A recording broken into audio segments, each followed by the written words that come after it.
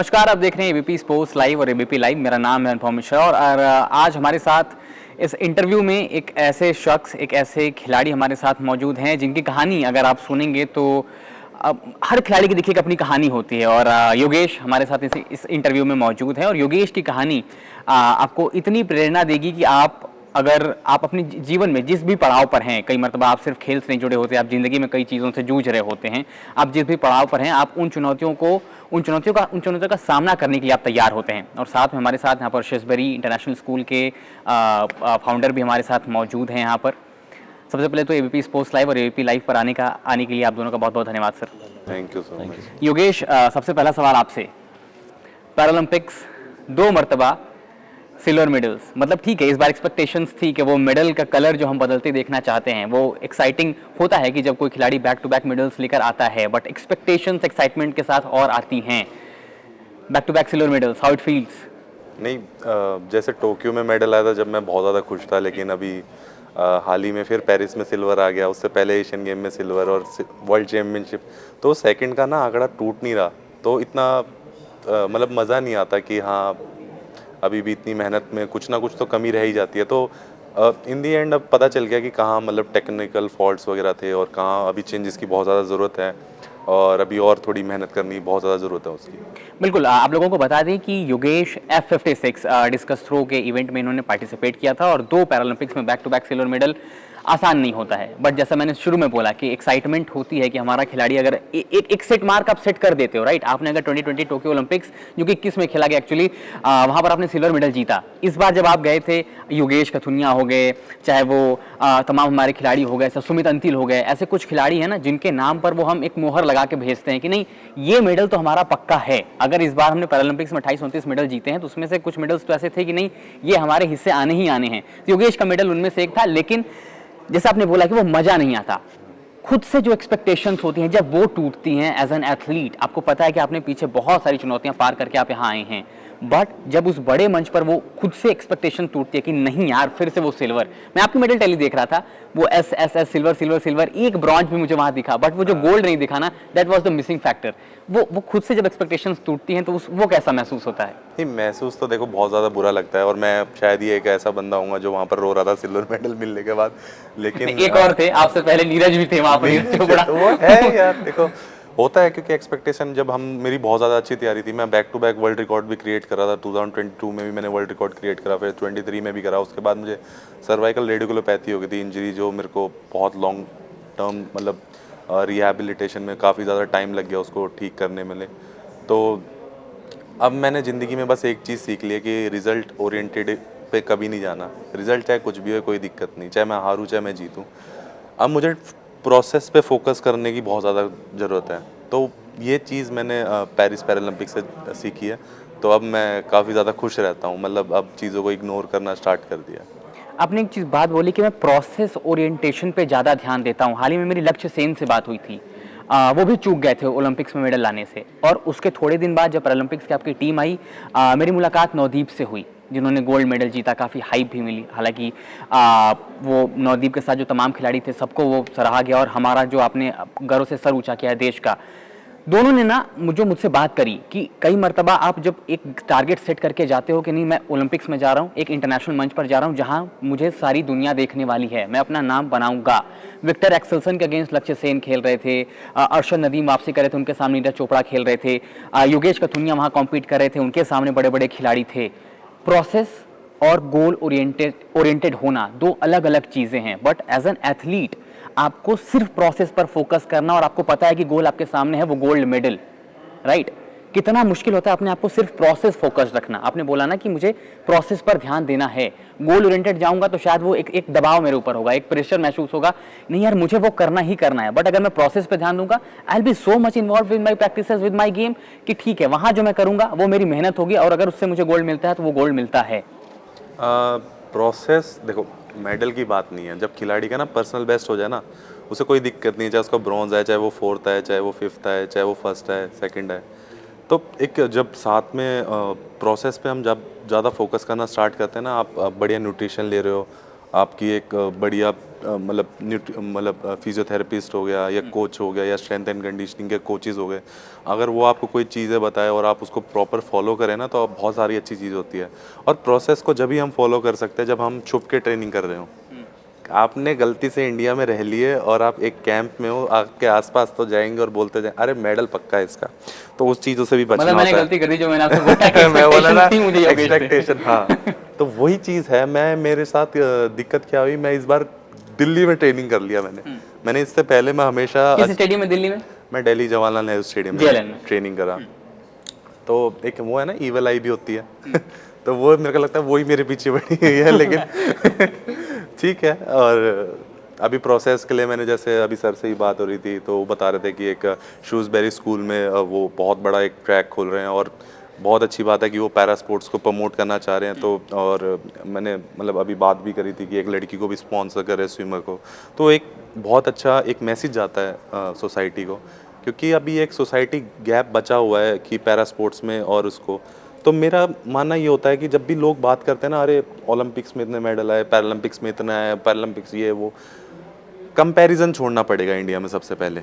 जिस दिन इंडिया में कंपैरिजन हम छोड़ देंगे तो हम उस हमारा भी मेडल उस लेवल का इक्वालिटी को लेके आना है।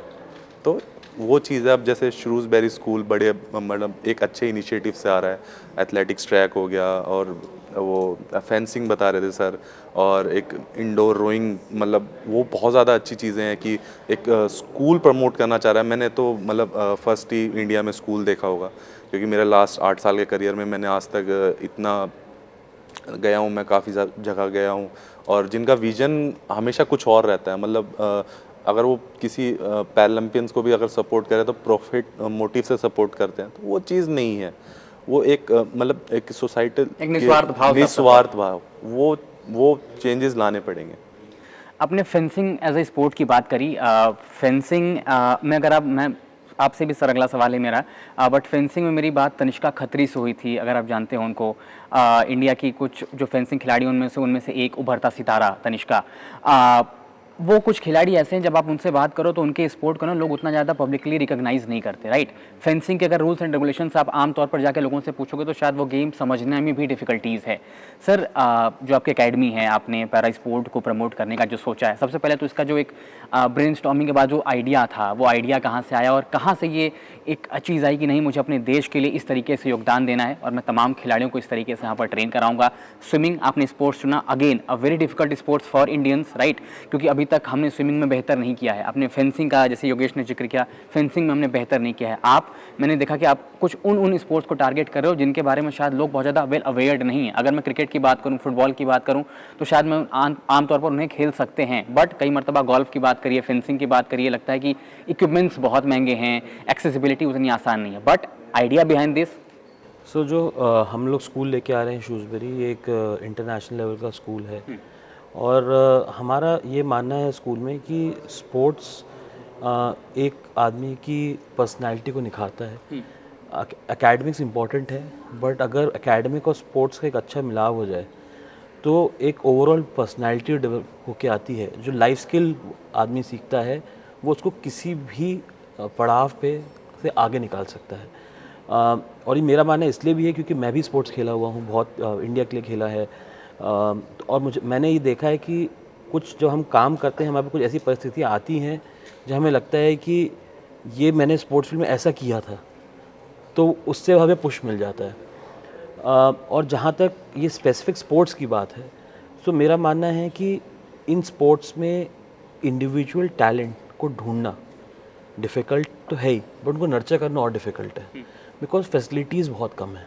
तो अगर हम फैसिलिटीज़ बनाएं और इन एथलीट्स को आइडेंटिफाई करें, नर्चर करें और उनको फैसिलिटीज़ ऑफ़र करें जो एक नेशनल लेवल की फैसिलिटीज़ हों, तो आई थिंक इन स्पोर्ट्स में भी लोग आगे बढ़ेंगे। अगर हम कुछ साल पहले पीछे जाएं तो शूटिंग, सोचो तो एक मेडल मिल गया अब शूटिंग, अब आप देखो शूटिंग जाते तो हम ही लगता है कि इंडिया सबसे ज़्यादा फेवरेट है, बिकॉज अब फैसिलिटी बनने लग गई हैं। ये जो स्पोर्ट्स हैं, जैसे हम लोग इंडोर रोइंग लेके आ रहे हैं, इनफैक्ट मैं रोइंग टीम के कैप्टन से बात कर रहा था, जब हम लोग ढूंढ रहे थे कौन बनाता है इंडोर रोइंग, तो बोलते हैं यार इंडिया में किसी के पास नहीं है, आप लगाओगे कहाँ से। तो अब वो इन्वॉल्व हुए हमारे साथ, अब he is helping us to develop the indoor rowing facility. So हमारा आइडिया ये है कि स्पोर्ट्स वो पकड़ें जिनकी कम फैसिलिटी हो, ताकि हम एक नेशनल एसेट भी क्रिएट करें। स्कूल का एक मकसद ये भी होता है कि कंट्री की तरफ हम कंट्रीब्यूशन कैसे करेंगे, पढ़ा के कर सकते हैं, अच्छा इंफ्रास्ट्रक्चर बना के कर सकते हैं, और कुछ ऐसी फैसिलिटी ला सकते हैं जो इन जनरल पब्लिक की भी बहुत यूज़फुल रहे। इसलिए जो हमने अपने 3 जो बड़े गेम्स हमारे पास हैं, एक हम फेंसिंग लेके आ रहे हैं, एक हम आपका रोइंग लेके आ रहे हैं, फिर हम सर्फिंग पूल लेके आ रहे हैं। तो सर्फिंग एज अ स्पोर्ट अगर देखा तो इंडिया में आप कहाँ जाते हो, सर्फिंग बोलते हैं गोवा, बस उसका कुछ है ही नहीं। As a entertainment sport basically वो। तो अलग अलग चीज़ लेके आए, क्योंकि क्रिकेट, फुटबॉल, बाकी स्पोर्ट्स इंपॉर्टेंट हैं, बट उनको बहुत फैसिलिटी है, बिल्कुल बहुत माइलेज है और बहुत बैकिंग है। बट मेरा ऐसा हमेशा मानना है कि अगर आप कोई ऐसी चीज़ को हाथ में रखें जो कम फोकस करी जाए और उसमें आप कुछ निखार के निकालें, तो एक अलग सेटिस्फैक्शन मिलता है। और आई थिंक मेरे को एज अ स्पोर्ट्स पर्सन ज़्यादा सेटिस्फैक्शन मिले, जबकि मैं खुद एक क्रिकेट स्पोर्ट्स से हूँ, बट मुझे दूसरे स्पोर्ट्स में वो ज़्यादा सेटिस्फैक्शन मिलता है। और मेरा हमेशा मानना है कि उन स्पोर्ट्स को निखारें और इंडिया को एक ओवरऑल डेवलपमेंट, मतलब एक छोटी छोटी कंट्री से 100 मेडल मार देते हैं, इंडिया के पे पोटेंशियल इतना है, बट इंफ्रास्ट्रक्चर सिस्टम का बहुत लैकिंग। दो चीज़ें सर आपने बहुत अच्छे से आपने एक्सप्लेन किया, बट सर ने जो 2 चीज़ें बोली जिस पे मेरा ध्यान गया, एक आखिरी चीज़ आपने बोली कि छोटे छोटे नेशंस हैं, उन्होंने 100 मेडल लगाए रखे हैं। अगर आप इंडिया के मेडल टैली उठाकर देखें पैरालंपिक्स चाहे ओलंपिक्स में, बहुत सारे नेशंस ऐसे हैं ना जिनके आर्थिक हालात सही नहीं हैं, जिनके देश के अगर आप दूसरे हालातों को मतलब बात करें, चाहे वो जियो पॉलिटिकल वेज में हो, चाहे जिस भी वेज में हो, वो बेहतर नहीं हैं, बट वो फिर भी बेहतर कर रहे हैं, राइट। तो एक चीज़ ये, दूसरा आपने बोला कि स्पोर्ट्स के साथ एकेडमिक्स। मेरे मैथ्स टीचर ने हमेशा मैं यही बोलने वाला था मेरे मैथ्स टीचर ने हमेशा मेरी स्पोर्ट्स की क्लासेस सिलेबस कंप्लीट करने के लिए। उनके सिलेबस आज तक कभी कंप्लीट नहीं हुए हैं, और जब तक मैथ्स टीचर ये नहीं मानने को राजी हैं कि नहीं मैं ये स्पोर्ट्स क्लास नहीं लूंगा, मैं अरेंजमेंट नहीं लगवाऊंगा, तब तो मुझे लगता है कि शायद बच्चों का जो स्पोर्ट्स खेलने के प्रति वो जुझारूपन है ना, तो इस स्कूल में शायद मुझे नहीं लगता कि मैथ्स टीचर हमारे वो बच्चों की स्पोर्ट्स क्लासेस लेने वाले। नहीं, बिल्कुल। कि जैसे हमने, क्योंकि हमारा रेजिडेंशियल स्कूल है तो एक हमारा फ़ायदा भी है कि हमें ज़्यादा समय मिलता है बच्चों के साथ, बट हमने सिस्टम ऐसा बनाया कि हर बच्चे को चाहे स्पोर्ट पसंद हो या ना हो, 2 घंटे खेलना ही है। कोई भी स्पोर्ट खेलो, जरूरी नहीं है कि आपको नेशनल इंटरनेशनल कॉम्पीट करना है, बट खेलना है, इम्पॉर्टेंट है।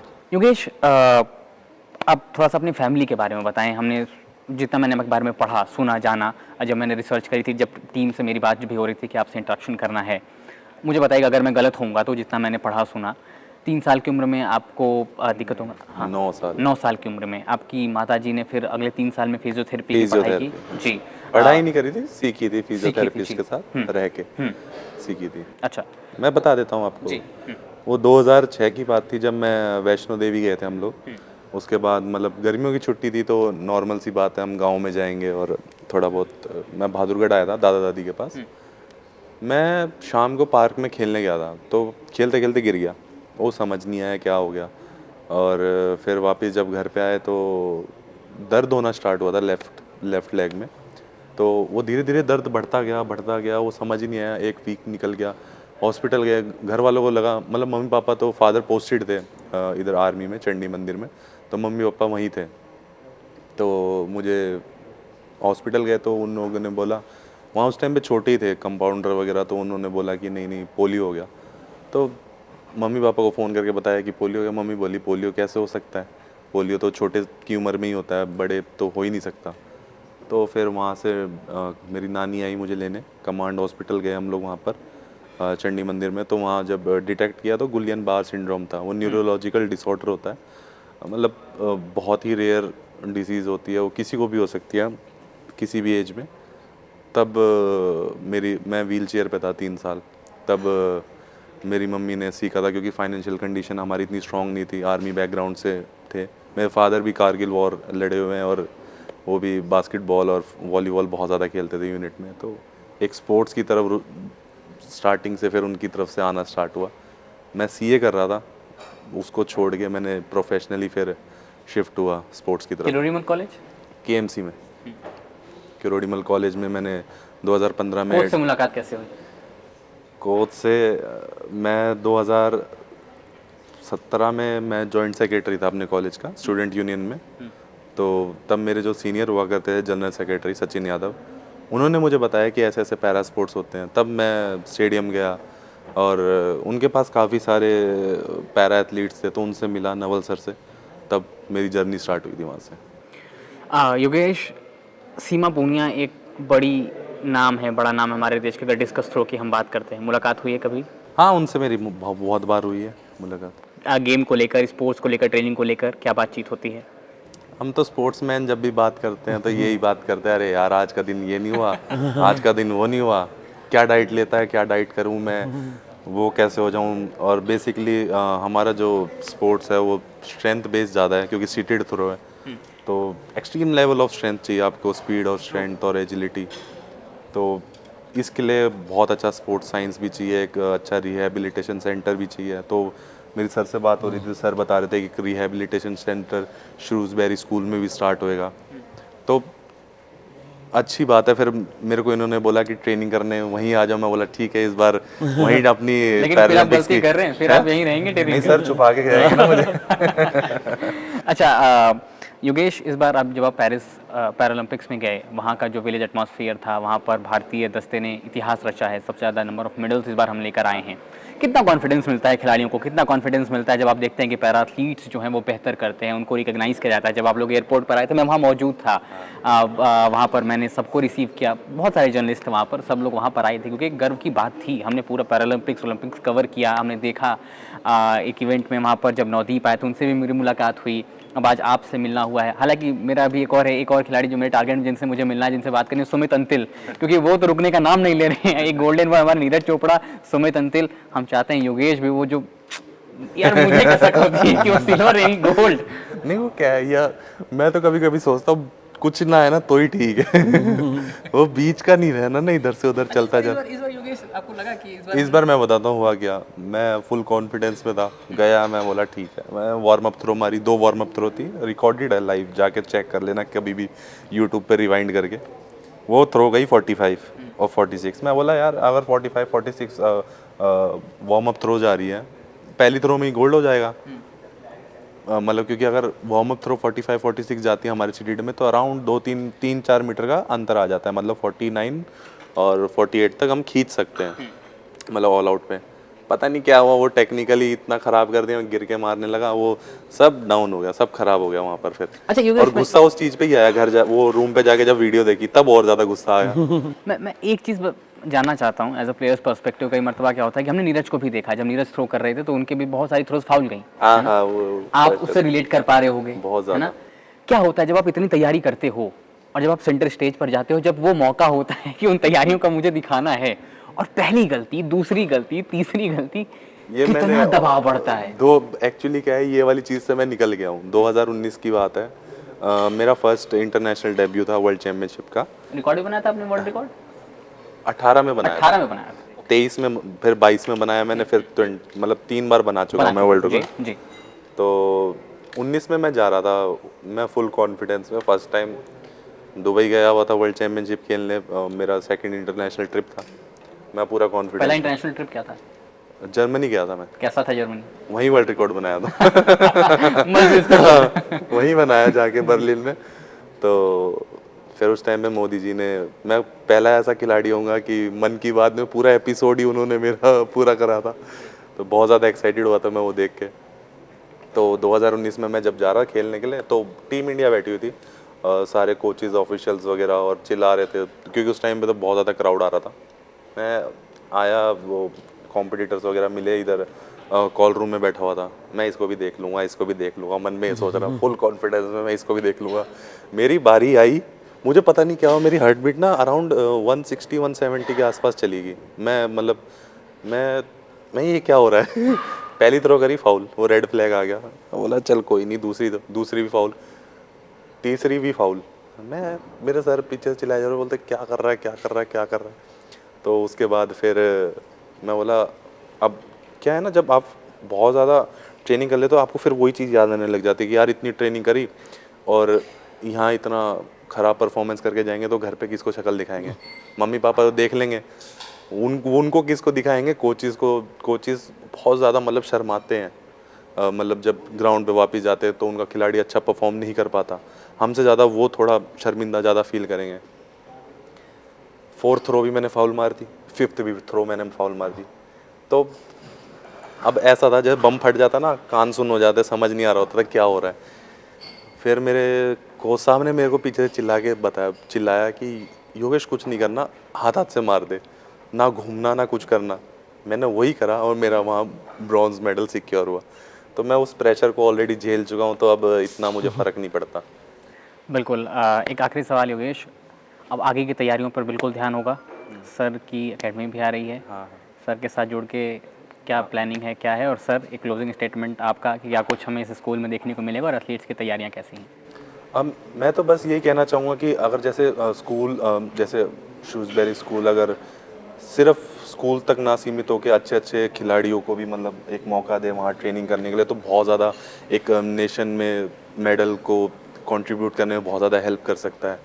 और सबसे ज़्यादा एक चीज़ की बहुत ज़्यादा ज़रूरत होती है खिलाड़ी को, वो है साइकोलॉजिकल क्लासेस, वो नहीं मिस करनी, क्योंकि एक टफनेस बहुत ज़्यादा क्रिएट करने की ज़रूरत होती है मेंटल स्ट्रेंथ को।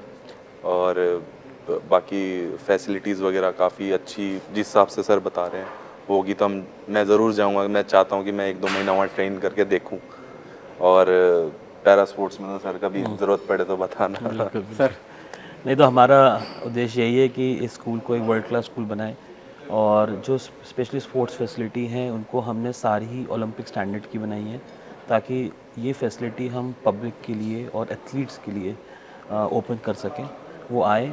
क्योंकि एक स्कूल के लिए एक दुगना बेनिफिट है, कोई एथलीट आते हैं जो जाए तो he can inspire a lot of people, और बच्चों को इंस्पिरेशन की बहुत ज़रूरत होती है। तो हमारे लिए भी बहुत अच्छा है कि आए एथलीट्स, वहाँ ट्रेन करें। भोपाल एक छोटी जगह है, तो ज़्यादा मीडिया का वहाँ पर दिमाग नहीं लगता है, प्लस कैंपस जितना बड़ा है, 150 एकड़ कैंपस है, तो आप आराम से अंदर रह सकते हैं। वहीं हम रिहैबिलिटेशन सेंटर सेटअप कर रहे हैं, आप रहिए, फैसिलिटीज़ यूज़ करिए, और हम कुछ भी नहीं चाहते, हम बस चाहते हैं आप बच्चों को इंस्पायर करिए। बिल्कुल। और इंडिया में वैसे भी बहुत ज़्यादा कम ही एकेडमीज़ है पैरा स्पोर्ट्स की, तो एक भोपाल में ही खुली है, और दूसरी में ये खुलेगी, अभी थोड़े दिन पहले ही खुली थी, LNPA, मतलब उन लोगों ने इनॉग्रेट करा था भोपाल में। और सेकंड में ये देख रहा हूँ पैरा स्पोर्ट्स की शूज़बेरी स्कूल में खुलेगा, तो और भी ज़्यादा हेल्प मिलेगी यंगर जनरेशन को, क्योंकि एक पता है डिसेबिलिटी से जब कोई दिव्यांगजन, आपको पता ही है, वो वैसे ही इतना प्रेशर झेल रहा होता है सोसाइटी का, और उसको एक नया ज़रिया मिल जाए, क्योंकि पढ़ाई में जाएंगे और ना चाहते हुए भी हम गवर्नमेंट कॉलेज में अगर पढ़ेगा वो, क्योंकि कई सारे हैं जो फाइनेंशियल कंडीशन जिनकी अच्छी नहीं होती, और वो जब वहाँ जाके पढ़ाई करते हैं तो आपको पता है बुली कितना ज़्यादा होते हैं। तो एक अच्छा एक माहौल मिलेगा स्कूल में, तो वो भी बहुत ज़्यादा बेनिफिट करता है। ट्रू। बट एक जो जज्बा होता है उसे कोई नहीं रोक सकता। उन चुनौतियों से आगे बढ़ने का जो जज्बा है, जो जुनून है, वो जो ग्रिट है, डिटर्मिनेशन है, मुझे करना है, मुझे जाना है, आपने किया है, आप इंस्पायर करते हैं बहुत लोगों को। बहुत बहुत शुक्रिया अपना कीमती वक्त हमें देने के लिए।